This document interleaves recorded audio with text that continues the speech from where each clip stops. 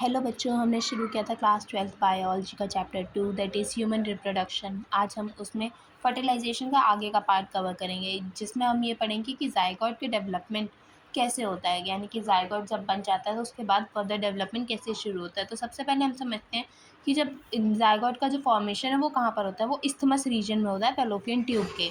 अब उसके बाद क्या होता है, वहाँ से वो डिवाइड करना शुरू करता है, उसके जो सेल्स हैं उसमें क्लीवेज होना शुरू करती है और वो यूट्रस की तरफ मूव करना शुरू करता है। तो जो अब एक ज़ायगोट की सेल थी, अब वो 2 में डिवाइड होगी, 2 से 4 में, 4 से 8 में, 8 से 16 डॉटर सेल्स में डिवाइड होगी।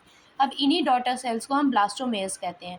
अब ये जो ब्लास्टोमेयर्स हैं, 8 से 16 ब्लास्टोमेयर्स का जो ग्रुप होता है उसको हम मॉड्यूला कहते हैं। अब ये मॉड्यूला फर्दर डिवाइड करेगा और ट्रांसफॉर्म करता है ब्लास्टोसिस्ट में।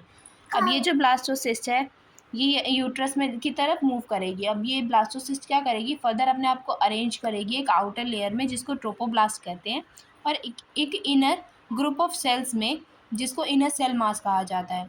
अब ये जो ग्रुप ऑफ सेल्स है ये ट्रोपोब्लास्ट के अंदर पाया जाता है। अब ये जो ट्रोपोब्लास्ट की लेयर है फर्दर अटैच करेगी एंडोमेट्रियम के साथ, और जो इनर सेल मास था वो क्या करेगा, डिफ्रेंशिएट करेगा और एम्ब्रियो का फॉर्मेशन करेगा। अब ये जो यूट्राइन वॉल से अटैचमेंट हुई है, ये उसके बाद क्या होगा, एम्बेडेड हो जाएगा वो यूट्राइन वॉल में, उसको ही इम्प्लांटेशन कहा जाता है और यही प्रेगनेंसी को लीड करती है। आई होप आप लोग को ये सब समझ आया होगा। समझ आया हो तो do let me know in the comment section and do like share and subscribe to the channel.